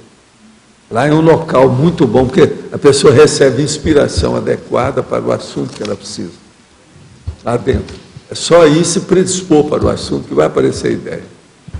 Vale a pena. Professor, aqui na holotecologia, página 9, eu queria entender aqui a primeira teca que o senhor colocou, abstratoteca. Abstratoteca. A abstratoteca é muito importante pelo seguinte, é o processo da pessoa pensar. É a abstração, é a pensenologia. Como é que a pessoa vai otimizar os desempenhos sem pensar? Seria o processo da reflexão. Então, o processo da abstração não tem saída, ela tem que entrar nisso. Outra coisa, você vai falar assim, mas Valdo, a pessoa vai fazer abstração, ela vive devaneando. É a hora de fazer, ela sentir o processo nela. Que ela está querendo melhorar e não sabe, a pessoa tem tanta coisa que não sabe para onde vai. Então, veja, essa é a abstração patológica, total, do devaneio. Por isso que eu coloquei em primeiro lugar, para chamar a atenção. Tem lógico? Tem. Foi bem o que eu pensei mesmo, isso aí. Dá para confirmar. Esse é o caminho, é o jeito. Mas, Lúcio, o que houve? Bom, eu quero te agradecer aquele... Imagina, professor. Muitas graças. Estava um pouquinho amargo, porque faz parte do objeto. Não, mas estava bem. Estava bom? Tava. Então tá bom. Eu comi uma boa parte às 4 horas da manhã gelado. Tá bom. Você sabe que eu gosto das coisas geladas. Tá bom. E outra coisa, lá não está fazendo frio porque eu tenho aquecedor. Eu queria que o senhor pontuasse assim, o que é que faz a grande diferença entre um livro autobiográfico, o meu primeiro foi estritamente autobiográfico, e o próximo, qual é a conotação para que ele não fique segundo o que você levantou aí, são as experiências pessoais, mas que ele não fique autobiográfico, segundo o que você acabou de falar. O problema todo aí, no caso, isso aí é chamado problema ou síndrome do segundo livro. É isso que você está passando, é síndrome do segundo livro. Não, professor. Então, a síndrome, eu reconheço que eu estou passando. Pois porque, agora veja, essa assim, síndrome do segundo livro é a pessoa, então ela quer sempre fazer um livro que seja superior ao primeiro. Sim. É o mais do que é óbvio. Agora, o processo todo é que é mais fácil o segundo livro. A pessoa tem que sair por aí. Por que mais fácil? Ela já tem experiência do primeiro. E a partir do primeiro, ela já tem um padrão para fazer o segundo. Por quê? Ela vai fazer um que seja a partir daquele maior, mais amplo, mais profundo, mais abrangente, melhor. Eu vou colocar nesse meu segundo livro as minhas experiências como educadora e vou ler. Mas eu não quero que ele seja autobiográfico. Que ele, quer dizer, então você vai pegar tudo que fala sobre educação na aula-teca e dar uma lida geral. E faça uma bibliografia dos assuntos todos que você quer tratar. Com isso você vai ampliar, porque você vai colocar um monte de autores dentro das suas abordagens. Estou fazendo. Você está fazendo isso? Estou. Você já tem quantas fontes bibliográficas? Não venha me falar que é menos de 200, porque senão eu brigo. Menos de 200 então, por enquanto. É muito pouco, vai calcular. Tá. Teve uma vez que uma pessoa me pediu para mexer com o processo de educação, eu separei 3 mesas dessa altura de livro lá. Isso faz mais ou menos, naquela época que eu fazia, faz uns 9 anos isso aí. Entende? Naquela ocasião, há 9 anos, já tinha 3 mesas, daquelas nossas aí, dessa altura de livro sobre o processo de educação. Agora, ali você pode nadar de braçada. Sim. Enfim, tem milhares de livros aí sobre o processo de educação. Sim. Agora, tem uma segunda situação. A hora que você vê os livros, você vai olhar depois as coleções de revistas de ensino e educação que tem. Que eu tenho e nós bastante. temos muito boas das academias, das universidades e tudo mais. Porto Alegre tem muita coleções coisa inteiras aí, grandes. Vale a pena ver isso também. Outra coisa, pega os livros todos e vê aqueles que têm mais índice remissivo. E pega alguns dos assuntos que você está estudando, assinala e vê diretamente dos índices remissivos. Que isso você pode fazer num dia. Você vai ver uma série de fontes interessantíssimas do assunto. Vale a pena. As revistas, você pode olhar, elas geralmente não têm índice remissivo, mas tem um índice no início. Você olha o que é que bate. Pega assim os 5 assuntos do seu livro, daqueles que você acha que sejam mais sérios. Com isso, você vai fazer uma confluência de todos os interesses dentro do processo, anda mais rápido. Mas eu posso gastar mais um tempinho? Você pode ficar, não vai ficar apaixonada com isso. Isso aí vira uma cachaça. Daí a pouco você vai querer só mexer com isso durante 3, 4, 5, 10 anos. Não pode. Mas, tem que estabelecer os prazos para isso. Não, eu vou trabalhar com isso aqui até o dia tal. Não, professor. Eu ainda continuo na dúvida assim. Qual é o diferencial que faz com que esse próximo, os outros livros, não seja autobiográfico? O seu primeiro livro, você falou muita coisa sobre parapsiquismo. Também. Você agora vai falar sobre ensino, docência, educação, pedagogia, é outra coisa. Tá. Olha que a diferença é enorme. Mãos à obra. E outra coisa, há muita metodologia da ciência e da educação. Né? Você tem muita coisa para colocar aí, vale a pena. Tá bem. E há tanto debate hoje sobre o assunto que o Brasil está precisando de educação, você sabe. Com certeza. E a Terra também está precisando de educação. Nós queremos colocar a escola na frente do hospital. Pois é nesse ponto que eu quero Começa fazer, por aí, tá? Começa falando. A Terra hoje ainda está sujeita e subordinada à escravatura do hospital. Tá bem. Nós queremos tirar essa terra da enfermaria e levar para a sala de aula, para o debate. Esse é o caminho. Obrigada, professor. Começa por aí, é uma boa, né? Esse livro eu já quero ler, viu? Quero ler. Me manda aí o primeiro exemplar. Esse vai ser bom, vai nos ajudar muito aí. Quem é que está com o microfone aí? Tem mais alguém? Não? Como é que nós estamos? A situação. Essa questão do segundo livro, da ampliação da bibliografia, né, para ficar mais técnico, ele invariavelmente às vezes, precisa de mais tempo, porque a bibliografia é mais ampla, precisa de estudar um pouco mais. Ou o livro vai ser um tratado, né, que não dá para escrever, às vezes, em um ano, eu acho pouco. Para entender, para maturar e tudo, né? Muito pouco tempo. Quase sempre a pessoa vai exigir mais isso aí. Tem que largar tudo. Agora, fazer depende do contexto, né? O que ela está redigindo, o que ela pretende, a pessoa. Como é que fica? O que o senhor considera um prazo razoável para Eu já fiz um livro numa tarde. Tem um outro que eu demorei 22 anos. Isso aí não conta. Agora, ó, teve um outro que eu demorei 22 anos. Quer dizer, isso varia, né? 22 anos para uma tarde, na minha terra, é o senhor Gap. Não, mas voltando para nós aqui. Não, É um caso aqui. menos. Nosso caso Agora, aqui. você sabe que esse negócio de fazer o livro numa tarde é outra piação, né?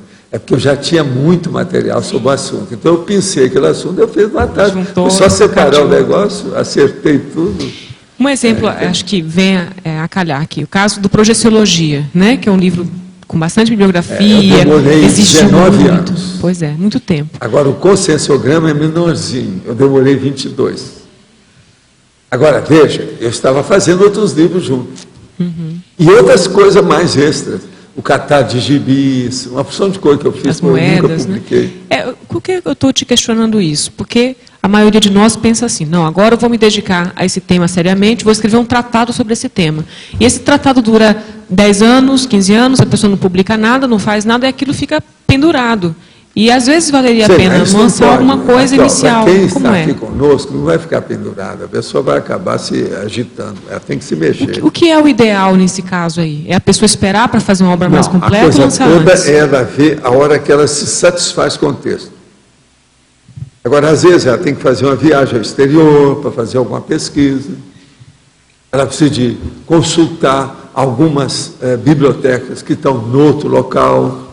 Tem que levar isso em consideração. Vale a pena a pessoa dedicar todos os esforços e publicar um tratado em 15 anos, ou ela publicar livros menores antes do tratado e alongar um pouco mais esse Depende do prazo? gabarito dela. A pessoa tem que perguntar, onde é que eu sou mais explicitativo, docente, informador e tarístico? Olha a lógica. Terrível isso. Mas não tem outra saída. É ela que sabe. Onde é que eu vou ser? É em livrinho pequeno ou em livrão? Uma coisa é você fazer os livrinhos de poema, como eu mostrei aqui. Entende? Você sabe que esses meus livros grandões, ele às vezes, esse 1584 páginas, eles valem por 28 desses livros de 200 páginas. 28. E outra coisa, não adianta vir que não tem. É só pegar no computador que eles fazem o cálculo na hora. Tem um jeito lá de fazer. Pelo total de linhas, o que é que tem. Porque lá tem o total de letras, de linhas, de palavras, de páginas, tudo. Só você pegar que você vai ver. Então, por exemplo, se eu pego aí, ó, esses ali, ó, aqueles 4 livros meus maiores. Você tem aí, no duro mesmo, mais de 80 livros. Esses pequenininhos que estão lá, ó. Tá certo? Modo que tem que ver, né? Eu acho, se o processo é simples, faça um manual. Se o processo é complexo, faça um tratado. Isso é a regra. Mas não é isso. A pessoa tem que saber o que ela vai fazer. A bagagem que eu tenho, o acervo de material que eu tenho, é para um manualzinho. Ok, então publica um manualzinho. Tá certo? Se é um negócio grandão, não, o negócio é maior. Então, vamos trabalhar mais. Vamos queimar mais pestanas. Queimou pouco. Valdo, Sim. naquela pergunta anterior da Sirlene, sobre quando há um mal-entendido. Aí você falou assim, quando tem um mal-entendido, a gente tenta esclarecer o mais rápido possível. Mas naquele teu caso lá, com o Chico, foi justamente ao contrário. Você ficou quieto e calado e deixou a coisa acontecer. Não, mas isso tem a hora, que você sabe. Por exemplo, a hora tem mais gente, tem uma opção de coisa. Tem hora que... Isso aí, o seu desconfiômetro tem que mandar aquele aparelhinho que tem aqui, ó, na barriga, do lado de cá, ligado. É um mancômetro, desconfiômetro. Esse aí é que vai fazer.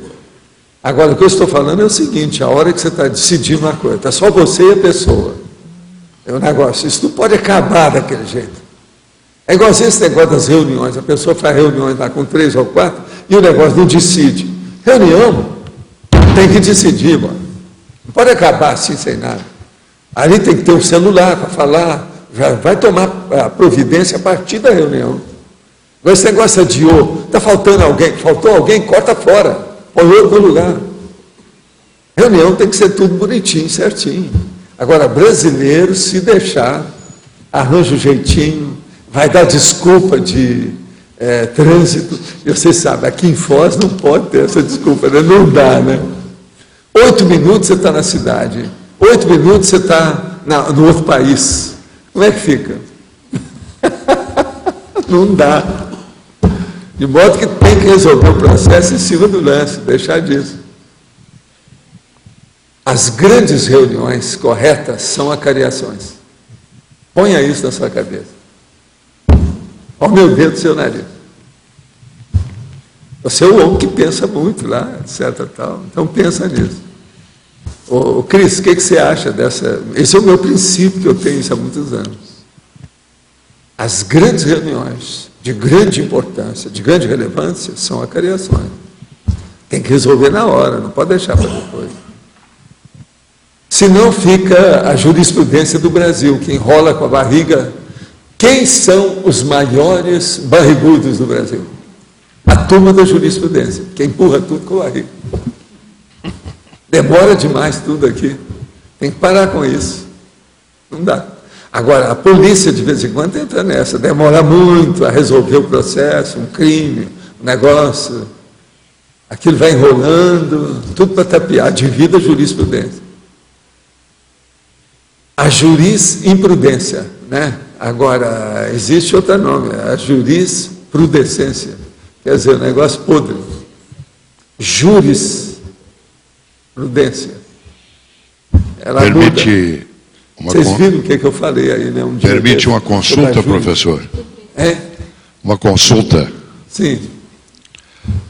A televisão brasileira vem fazendo em seus jornais, de uma maneira geral, um documentário, vamos dizer assim, entre aspas, de todos os crimes, os mais vândalos possíveis, mostrando coisas terríveis à nação.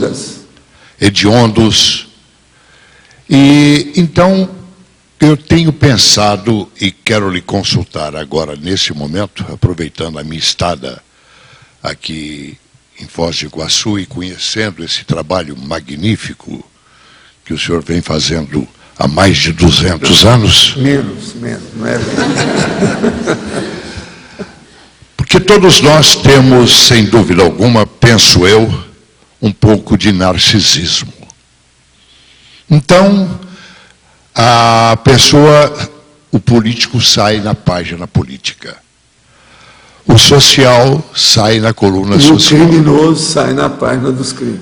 E o criminoso sai na página policial. A mídia é que faz o herói da criminalidade. Então, não seria o caso deste exagero da televisão brasileira, que hoje o telejornal não é um telejornal, é um telepolicial. É telepolicial e outra coisa, toda hora tem alguém dando tiro. Estar contribuindo para que essas pessoas que não saem, que estão ocultadas e que querem aparecer, elas cometem o crime, para aparecer. E nas favelas estão assim de gente que faz isso. Então, a minha consulta é a seguinte: eu tenho pensado muito nesse assunto, inclusive em fazer uma notícia. Eu não digo censurar, mas digo pedir ao Ministério da Justiça que pelo menos minimize ou proíba de uma vez por todas que se faça do jornal na televisão um balcão da criminalidade. Exatamente. Isso seria o máximo. Agora, Gilberto, por que você não escreve um livro sobre isso, colocando as leis, colocando tudo que tem sobre esse assunto? Seria bacana isso aí. Para dar um impacto. Para mostrar a realidade. Mostra a realidade como é que está hoje. Você como jornalista, a realidade atual do processo, como é que está. Isso aí poderia virar um livro, poderia mover aí a alavanca desse processo e mudar tudo. Eu também acho. Eu vivo falando isso aqui. É tanto que eu gosto de falar, para amenizar o processo aqui das notícias que nós temos, sobre o law and order americano, aqueles negócios que eles usam para pegar o criminoso, como é que faz, para mostrar que o criminoso tem que ter gente atrás dele para colocar ele na cadeia ou na educação, numa escola, dar um jeito nele, ou na psiquiatria. Mas no agora, caso... o law and order, ele pode ajudar isso. Outro também que é muito bom é o Medical Detectives dos Estados Unidos. A gente vive falando isso aqui. Sabe que é canal fechado deles lá, mas é interessante. Mas, lamentavelmente, nós não temos nem escolas e nem prisão. Pois é, não, é uma vergonha, né? E o excesso? O excesso de presidiários dentro de quartículos, cubículos. Uma vergonha isso tudo. Por isso que tem tanta reação, tanta coisa. Então, a minha interrogação é se eu devo tocar nesse assunto ou não. Olha, você deve tocar nesse assunto, e eu tenho um livro, não é esse que eu te dei, não, tem um outro desse grandão, que chama Homo Sapiens Pacíficos, que é justamente sobre isso. Tá bom. Lá tem os processos todos, o problema, por exemplo, muito sério que eu acho, o problema da explosão demográfica. Então aumentou muita gente por todo lado, isso também cria problema dentro da criminalidade. Não é só na cadeia, não. Agora, meu livro eu falo disso tudo. Depois seria bom pegar um pacífico e dar para ele também, junto com o outro, seria bom. Você vê como é que é, o que é que tem. Olha, depois, os capítulos, o que é que tem. É justamente desse assunto que você está falando. Muito obrigado. Agora, partindo de você, é outra coisa, porque todo mundo reconhece o seu gabarito de quantos anos movimentando o processo da mídia. Você é autoridade nisso. A sua fala, o que você escrever, o seu depoimento, vale muito mais do que qualquer um de nós aqui. Então, um livro, aquele negócio que eu estava te falando, já está aí, já é um tema para um livro formidável. Pensa nisso, vale a pena. Eu escrevo uma página. Eu vou pedir para a Rainha Elizabeth nós já sabemos qual é o tema. A Rainha Elizabeth, que é a filha dele, chama Elizabeth. Muito obrigado. Vamos aí. Professor, vou voltar à questão aí da cariação, né, que o senhor colocou aí para mim, quero entender melhor esse contexto, né? Então, a primeira pergunta seria, o que facilita você implementar isso? Eu estou de pleno acordo. A primeira coisa, evita muito os chat, falar durante a reunião.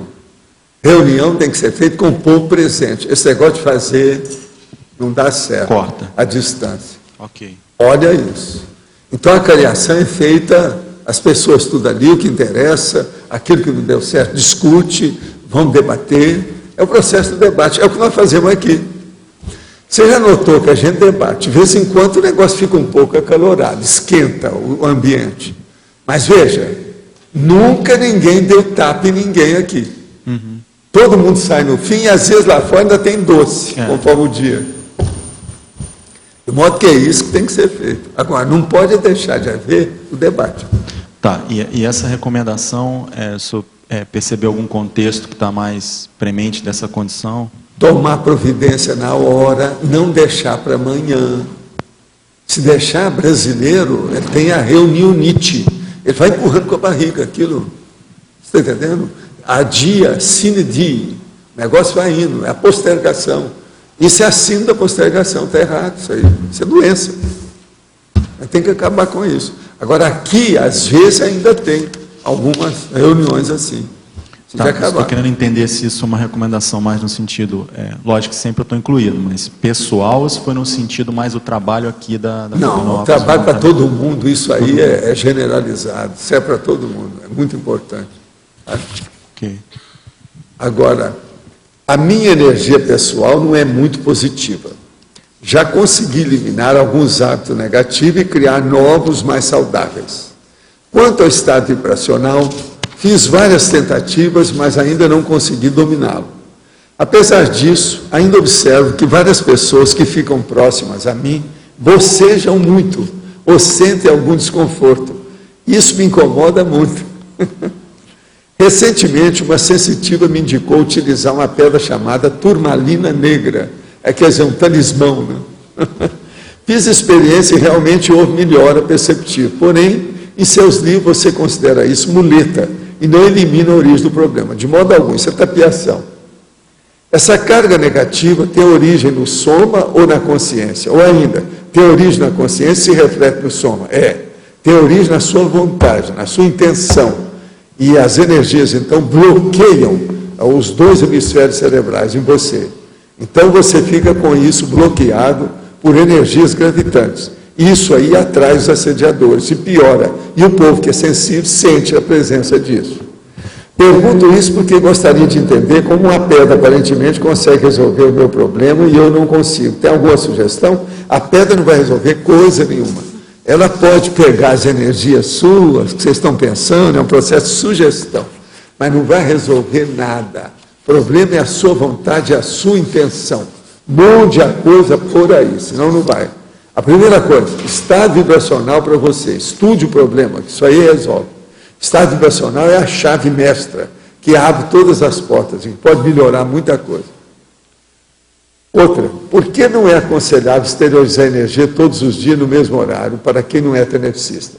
Se a pessoa tem óleo pensante sadio e positivo, mesmo assim pode ocorrer assédio de consciências energívoras? Tem receio de exteriorizar energias em casa por esse motivo. Ainda não tenho a confiança necessária em mim mesmo. Faço apenas MBE. Devo continuar assim ou devo exteriorizar energia? Não. Você deve estudar mais e ter confiança em você. E não ser pusilânime. Isso aí é pusilanimidade, isso não é bom. A pusilanimidade é a autoassédio que caminha para o heteroassédio. Isso aí é negativo. Agora, o que você deve fazer, na verdade, é estudar o processo ou transmitir energia ou exteriorizar energia em horários diferentes e locais diferentes. Ou, se não, estudar o manual da TENEPS e começar a trabalhar com isso. Tenho 37 anos, nasci em família espírita. Eu e minha esposa trabalhamos no centro espírita faz 8 meses. Tem um ano que estudo sobre projeção da consciência. Recentemente comprei o livro Projeciologia. Já estou fazendo o curso CIP, do IPC. Devo tentar levar a conscienciologia para o centro, visto que lá existe predisposição para o universalismo, ou devo cair fora? E como fica a minha esposa se não quiser me acompanhar na conscienciologia? Olha aqui.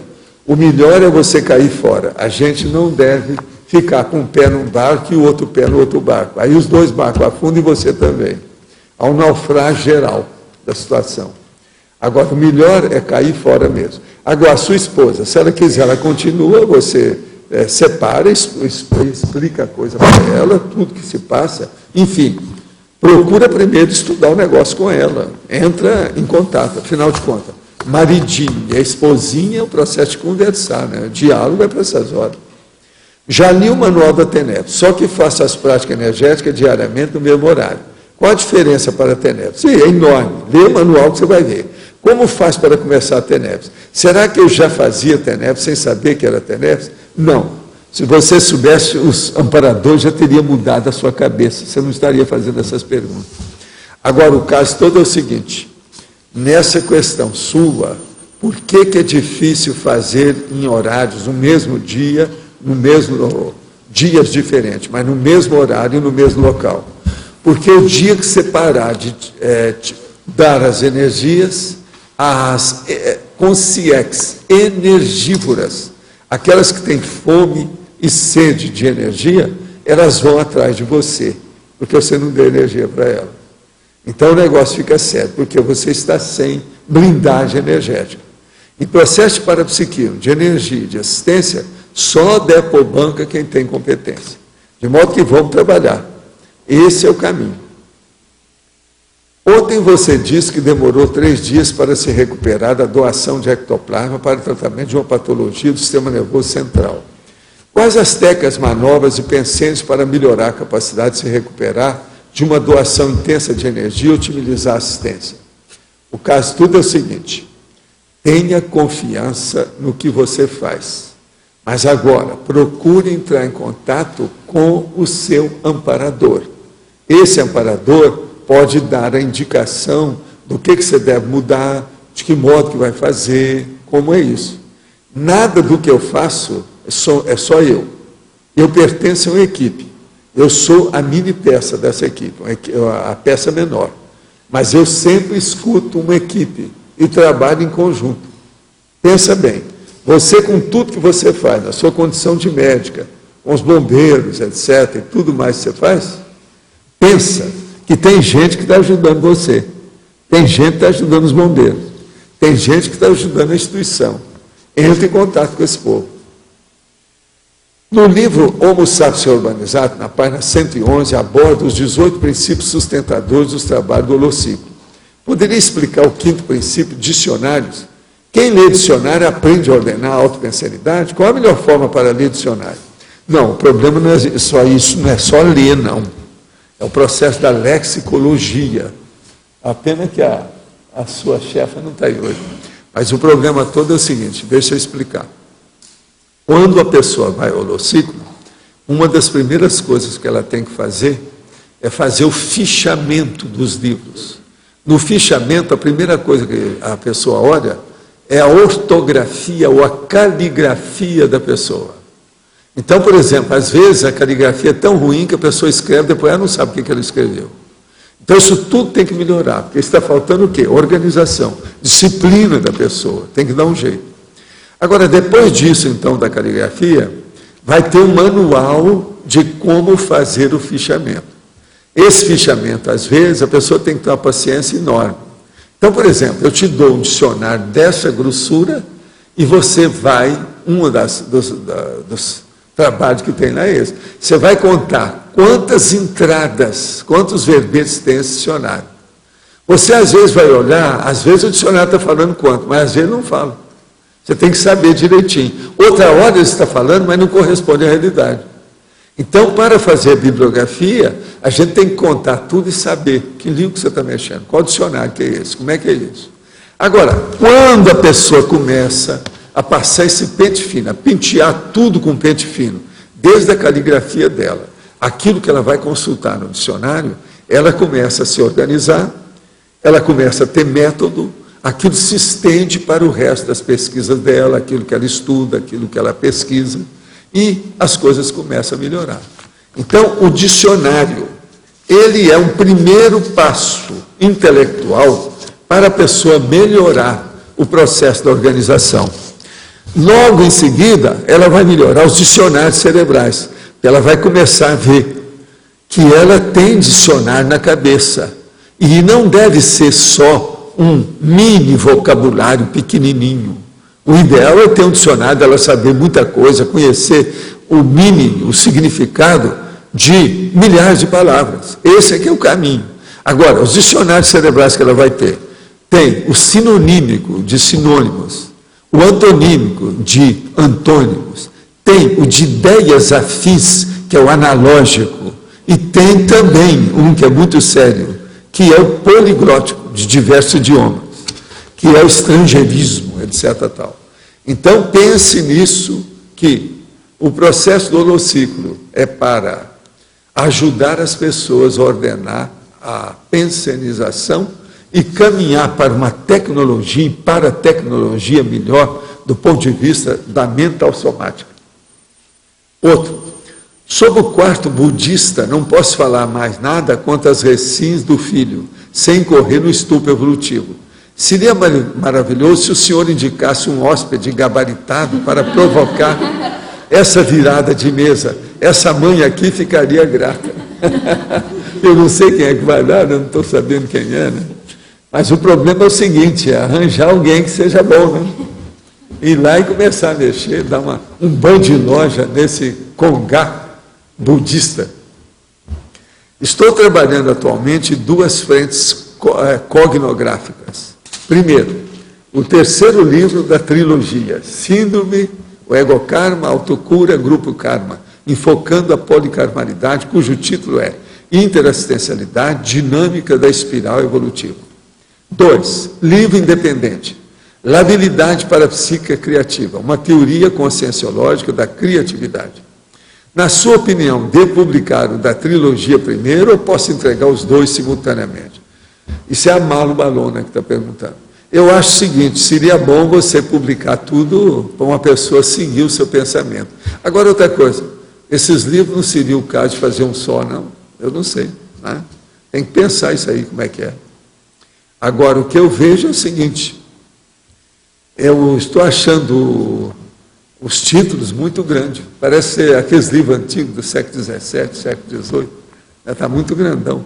Interassistencialidade, Dinâmica da Espiral Evolutiva. E o outro, Labilidade para a Psique Criativa, uma teoria conscienciológica da criatividade. Quer dizer, são temas muito grandões, né? Não tem jeito de diminuir isso, é no caso de pensar por aí. Isso pode ajudar. Outro, no livro 700 Experimentos, página 237, o experimento 173, Fundamentos da Relação para Psiquismo, Sexo Diário. O número 3, carência. A carência sexual mata as criatividades para a psique. Sem uma sexualidade satisfeita e madura, é quase impraticável manter o desempenho consciencial em alto nível através do mental soma. O assediador pulga gera o possessor sanguessuga. Poderia explicar o assediador pulga e o possessor sanguessuga? Sim, está na cara, né? Está tão claro. O assediador pulga, quer dizer, uma pulga. A pulga vem e começa você a coçar alguma coisa, você nem viu como é que ela entrou aí. Isso é o assediador. Agora, o possessor sanguessuga é a hora que ele fica lá e o cara não consegue tirar e ele continua chupando o sangue, chupando a energia da pessoa. Então, com o tempo, o cara fica com medo, a pulga toma conta dele. Então, ele vira um possuído, ou possesso. O possessor toma conta dele. Isso é que é o possessor sanguessuga. É aquele que chupa a energia da pessoa. Agora, veja, só de falar, as expressões que eu uso, que são expressões compostas, não estão muito claras. Assediador pulga e possessor sanguessuga. Não está claro isso? Está bem claro. Agora, ó, não tem meia verdade nisso não, é o que está falando aqui, ó, é o que a palavra está dizendo, é literal, entende? Assediador pulga, possessor sanguessuga, não tem que estar explicando muito, está na cara. Se a pessoa já entendeu o que quer dizer, né, o processo de possessão, o problema de assédio, ela vai entender isso aí claramente. Agora, o que se passa? A carência sexual mata as criatividades para a psique. Por quê? Que aí vem o íncubo, o súcubo, aquela coisa toda, e o possessor toma conta da pessoa por causa da carência dela. Isso aí é um fato. Agora, por isso que eu falo, sem uma sexualidade satisfeita e madura, é quase impraticável manter o desempenho consciencial em alto nível através do mental som. E tem outra coisa, eu falo que o ideal é a pessoa ter uma dupla evolutiva e, quando for possível, dentro da vida dela, se predispor para fazer o sexo diário, porque isso alivia ambos, melhora tudo no ambiente. A pessoa não fica pensando em sexo. Às vezes, é preciso fazer o sexo diário, mas a pessoa não está pensando em sexo. Tem muita coisa mais importante que sexo para ela pensar. Então, isso também é muito importante. Por isso que está lá o processo 700 experimentos. Experimento 173. Está bem claro. Entre os 700, esse é o 173. Quem é que está aí com o microfone? Tem alguém? Como é que nós estamos? Como é que nós vamos? Engraçado, a Tânia parece que queria falar alguma coisa, mas foi embora, né? Ela saiu mais cedo. Então ela está com pressa por causa disso.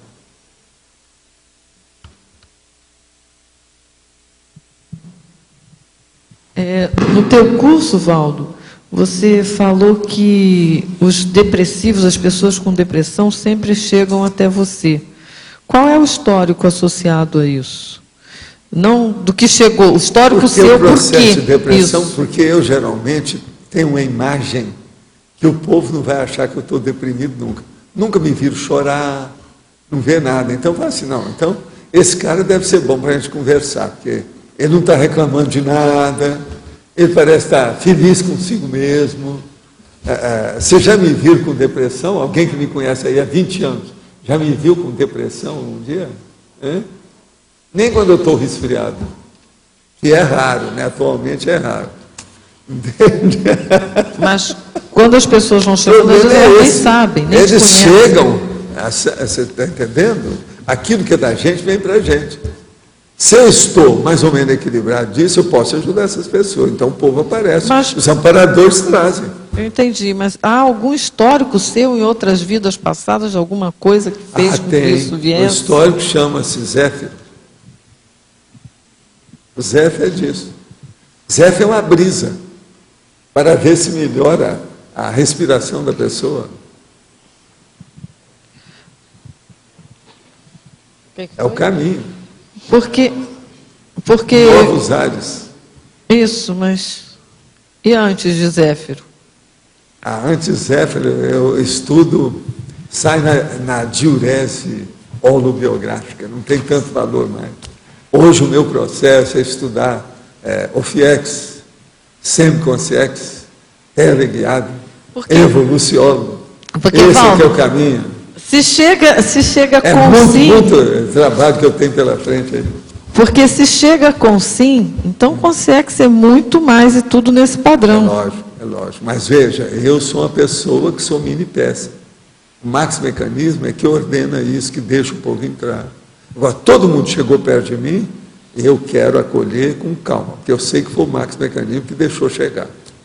Às vezes tem muita gente que quer chegar perto, não vem. Eu também sei disso. E as pessoas mandam o recado de longe. Eu tentei chegar aí, não deu, não sei. Essa história toda tem todo dia. Não é todo mundo que chega. Agora, também é preciso ver, né, o que a pessoa está querendo. Às vezes quer fazer um negocinho de lavagem de dinheiro, uma coisa qualquer, então os amparadores já deixam por lá, né, para me aliviar aqui. Então eu fico com esses negoções, que são vocês, já é muito trabalho que tem. Está entendendo? Nossa turma, a história toda, muito serviço para a gente encaminhar, ver as coisas, fazer alguma coisa nesse sentido. Agora, a depressão, se você for olhar o povo da área da saúde, quase sempre o médico tem determinado tipo de paciente que vai procurá-lo com o tempo. O psiquiatra é assim, o clínico é assim, o psicólogo é assim.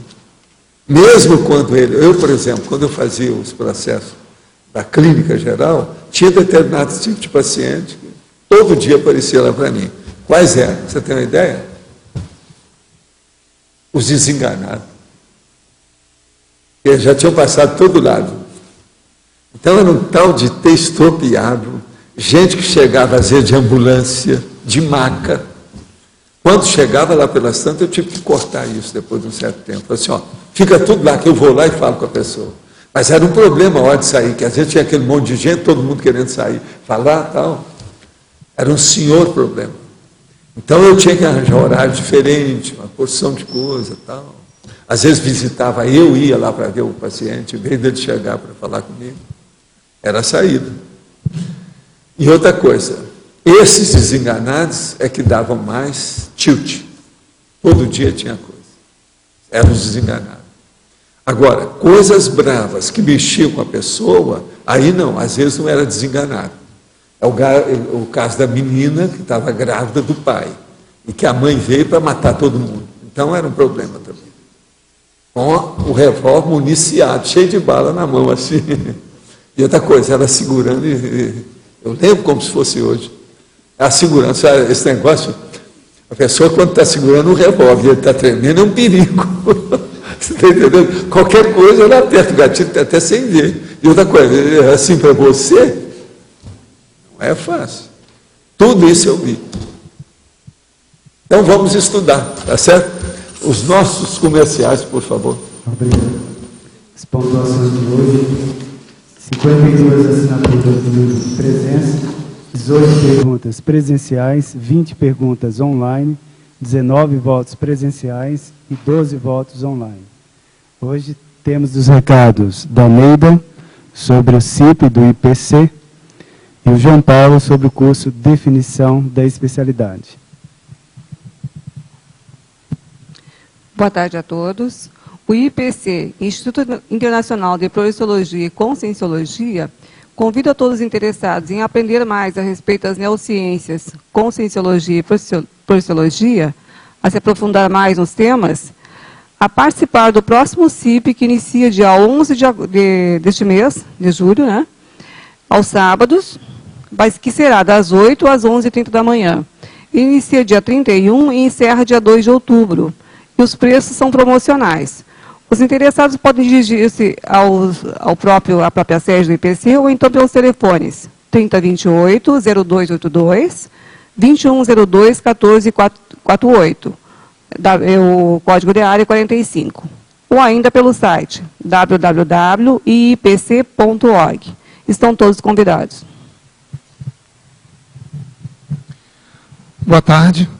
Eu venho hoje falar sobre a definição da especialidade pessoal na Conscienciologia. Nós já temos aí 300 especialidades, muitas já com pessoas já estudando com mais profundidade e outras ainda sem especialistas. Então, a definição da especialidade para você que estuda Conscienciologia, para todos nós, é muito importante, que a gente vai começar a canalizar o nosso estudo, vai começar a saber filtrar mais as ofertas de curso que a gente tem, os livros que a gente vai ler, onde a gente vai começar a procurar, em todos os lugares, um tema que tenha relação com o tema da nossa especialidade. Então, essa definição é muito importante, porque nós temos muitas ofertas, já temos muita gente estudando Conscienciologia, mas quando a gente define, a gente foca uma trilha, um caminho, fica muito mais fácil, as coisas vão convergir para o nosso estudo se aprofundar. Então, a Conscienciologia, com essa quantidade de especialidades, precisa de especialistas. Então, a definição da especialidade pessoal é um curso de 4 módulos, que começa em agosto, um módulo por mês, numa parceria do CAEC, Conscius e Apex, e apoio da OIC. Então, o primeiro módulo vai ser no dia 6 de agosto. As inscrições estão abertas no CAEC. Qualquer coisa é só ir até a recepção, ou mandar o e-mail, ou entrar no site, ou ligar. Mas o curso está aí, é daqui a pouco, ele começa no mês que vem, e estamos aguardando as inscrições. Muito obrigado. Neopadrão é o verbete eleito para amanhã, com 5 votos, a especialidade Sociologia. Obrigado a todos e uma boa tarde.